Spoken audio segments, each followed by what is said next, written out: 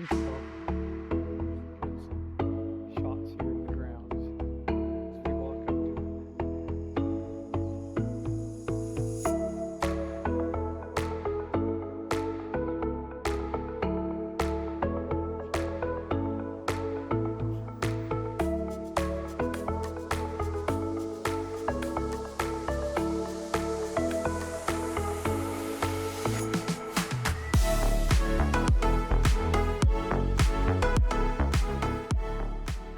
Welcome to the Nevada State Railroad Museum. The Nevada State Railroad Museum is preserving the rich history of Nevada's rail system and how it has impacted life in Nevada. The Transcontinental Railroad extended through the entire state of Nevada from east to west when it was put in a long, long time ago. The museum itself opened up in 1980 as the Virginia and Truckee Railroad Museum, but it was renamed in 1985 to its current name, the Nevada State Railroad Museum.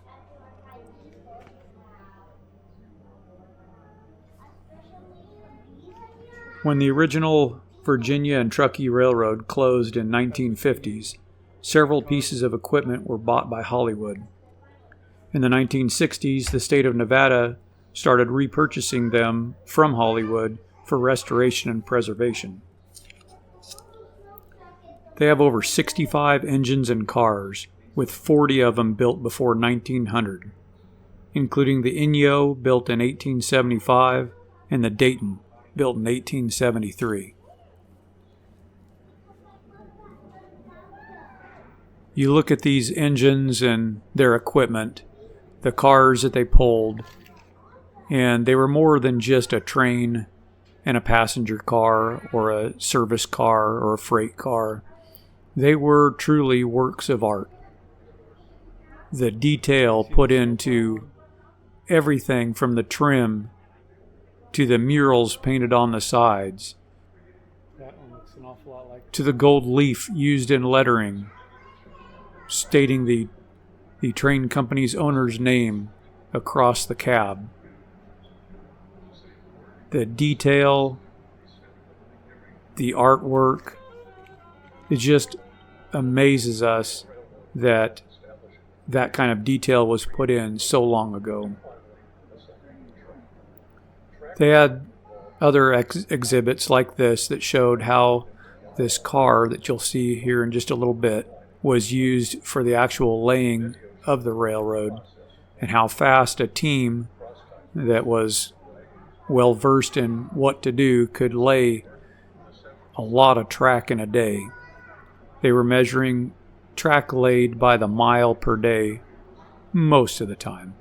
A lot of that also was very reliant on the terrain they were going through, because when they ran into the Sierra Nevadas, they had to do a lot of digging and tunneling, which definitely slowed things down. But when they got out onto relatively level ground, they could lay miles of track in a day, all by hand.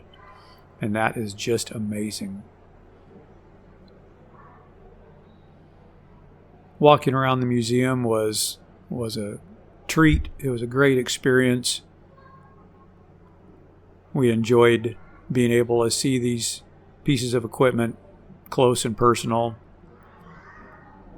I understand why they have a lot of the cars and engines closed off for visitors to get on, because it does over time degrade the equipment and put unnecessary wear on it.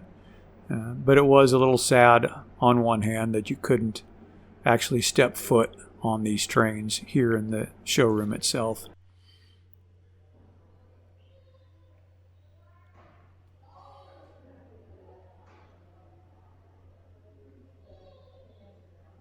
They just kept getting in your way, didn't they? We enjoy going to train museums, enjoy the railroad history. I've got a great-grandfather, believe it's on my father's side, that was an engineer and worked out of Iowa. So it means a lot when I get to go to these types of museums.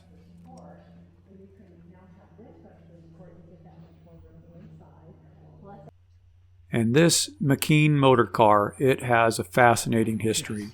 Yes, it is. The Virginia and Truckee Railroad purchased this 70-foot McKean motor car in 1910 to provide passenger services from Minden to Carson City. When it was originally put in service, it was powered by a gas motor, which was very underpowered for the size and weight of this 70-foot car. I can't remember the exact number, but the volunteer present was telling us that the original gas motor made less than 300 horsepower. But the builder of this car thought that that was a lot of horsepower and that it could power this car up and down grades without a problem. Well, with the weight and length, it was a problem. The unique part of this car is the portal windows, and those are all dust-proof, openable, true portal windows, which was fascinating. In 1932, the McKean motor car was sent back to the original factory, and it was upgraded and rebuilt for expanded mail and express services as passenger numbers were starting to decline then.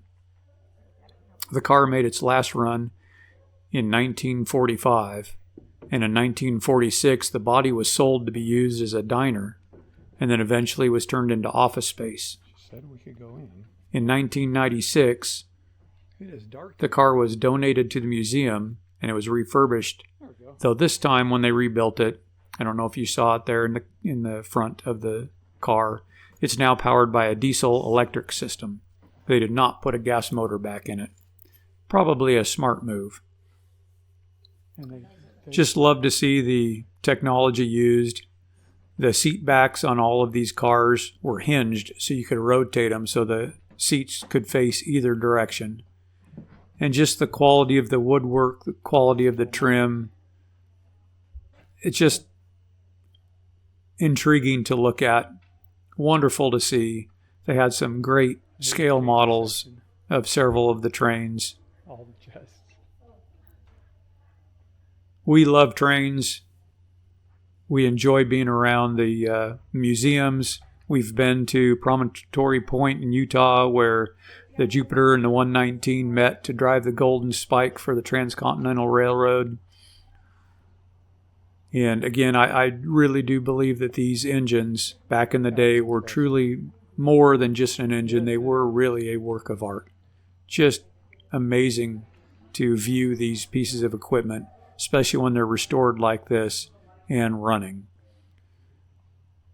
The museum does offer rides on several of these steam engines, not the engine itself, on the cars that are attached to it. And also the McKean motor car, they take it out on occasion and also give rides in that, which that would be fun. It's about a 30-minute ride if you get the ride on the McKean motor car. They also had some outdoor exhibits just outside the museum, including that red square water tower. I would say in most of our traveling, we've only seen round water towers, so seeing a square one was unique. And they had a railroad station and some of the other exterior buildings that would have been used on rail yards. And just our luck, we were there when a lot of these buildings were closed because of the day of the week. But that's just something you get used to when you travel. Sometimes you miss things because you're there on the wrong day. Sometimes you don't. But it was a great experience. We really loved the Nevada State Railroad Museum, and I would recommend it if you happen to be in the area of Carson City, Nevada, and you have the time, go and check it out. We probably spent at least 2 hours there, and we could have spent more. And we had other things we wanted to see as well, so that's the time we had allotted, and it was enough to see the majority of the museum, so it did work. Thank you all for watching our videos, and I hope you enjoyed our tour of the Nevada State Railroad Museum. And we're going to go do a walkthrough of the Dayton State Park and campground where we stayed when we were outside of Carson City. Hope you enjoy. You'll have to pardon all the road noise, but here's our campground tour of Dayton State Park.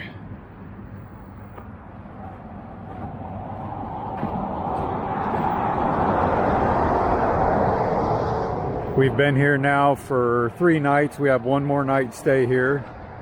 And this is where we chose to start our loneliest highway in America adventure. We're about 20 minutes outside of Carson City. And I chose this state park because of cost. It wasn't that much. I don't have the exact numbers on top of my head, but I'll try to put them on the screen for you. But that was Highway 50. And that's what we're here for, so it's right on the highway.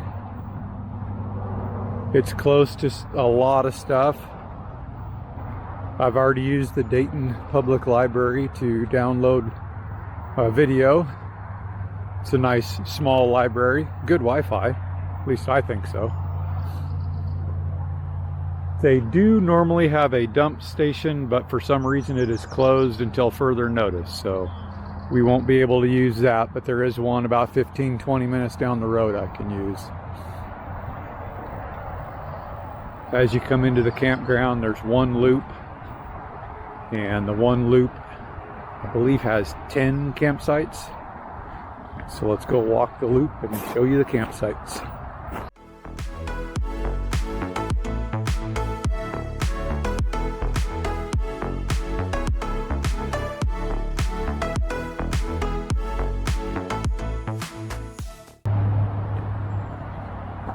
And here we are in campsite 5. Good size. We could be parked directly in front of the trailer and still have room, but this gives us more room and it sets us further back off the roadway to have the truck offset like this. But we have our picnic table, fire ring. They've got a nice smoothed out sandy area for tents.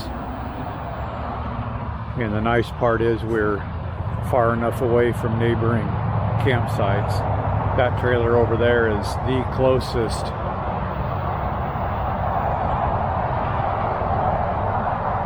As you can hear, the biggest downfall to this campground is the highway noise.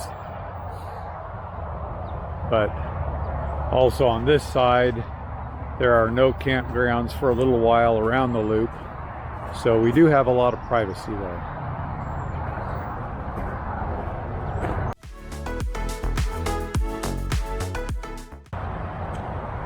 And I have found 3 areas that have water and garbage. This one's not too far from our campsite. This is the one I use to fill up our water jug.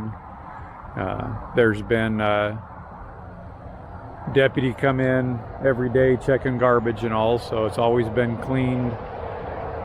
Water works good. I've had no issues there. There are no hookups at any of the sites.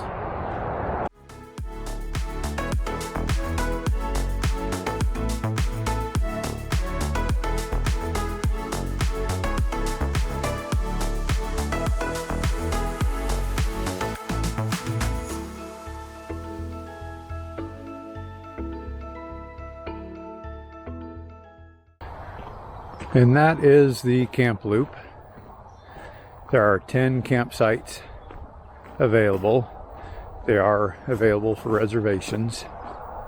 And there's also a pretty extensive day use area. There's parking towards the kiosk there. And then this loops around as well. They have a reservable group day use site, and they do have restrooms here with running water and flushing toilets. It's a little bit of a walk from camp, but they are here.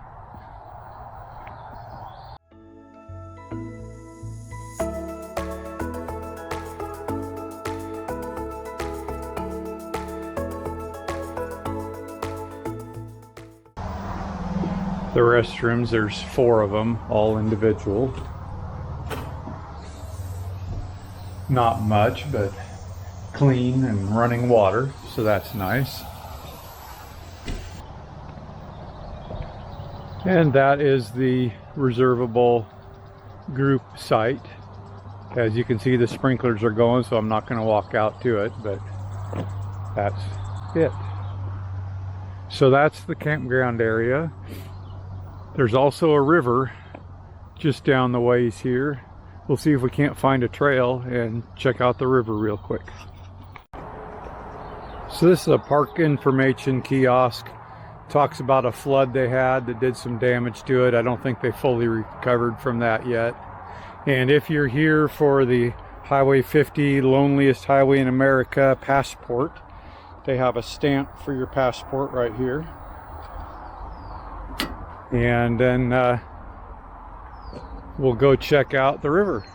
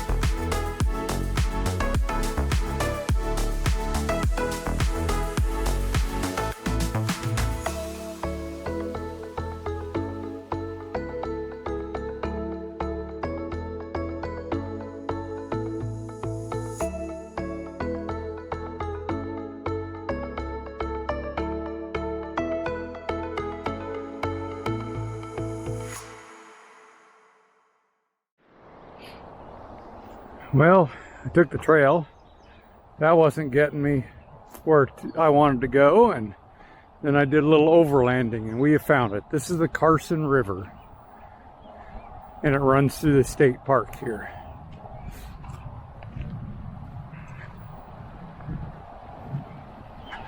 There was a QR code you could download if you wanted to get a fishing license.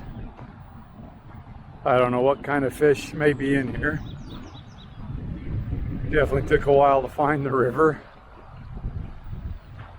but here it is.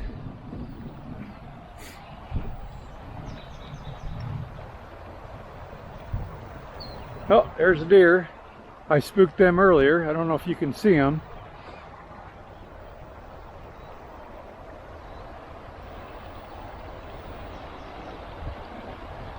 Pretty river. We've enjoyed staying at the park. It's close to Carson City. It's close to Virginia City. The nightly fee wasn't too bad at all. And that pretty much concludes our little tour of Dayton State Park.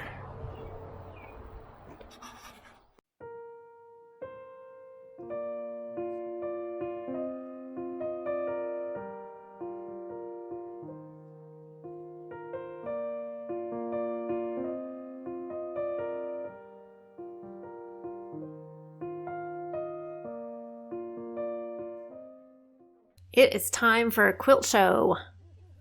This is actually the 25th biennial Crook County Quilt Show put on by the Crook County Quilt Guild. I didn't think that we were going to make it to this one, and I do not have any quilts in this show. But we did make it home just in time. It was so much fun to be able to go, especially since it's every other year. I don't want to miss it. I was able to see a number of people that I know there and recognize some quilts from people. We have so many talented quilters in this county. Just beautiful, beautiful work that they do. Every quilt has a tag that tells you the maker and the quilter, if somebody else did the quilting, and a little spot to tell a story about the quilt. Some people tell things, other people don't, but it's fun to read the ones that people do. That black one right there, that was my friend Sherry's quilt. I think it's just stunning. Anyway, it is fun to read the stories when people actually tell you about the quilts. Some of them were classes that they had at their guild meetings.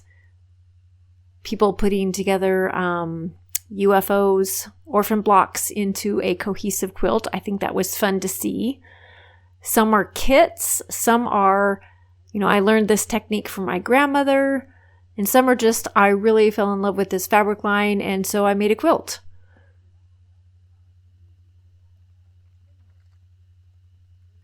So many different diverse colors and ways of putting together colors.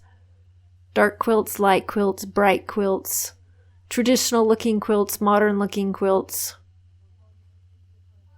Very, very talented group. And it's just so much fun to walk through and get different ideas and inspiration and just admire the beautiful work.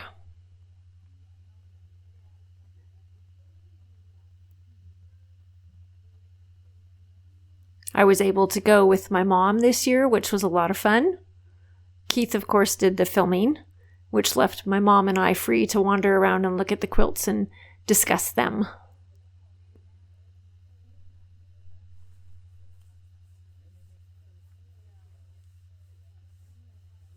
So I hope you enjoy the quilt show at our little town and that you'll have a great day. And thanks for joining us.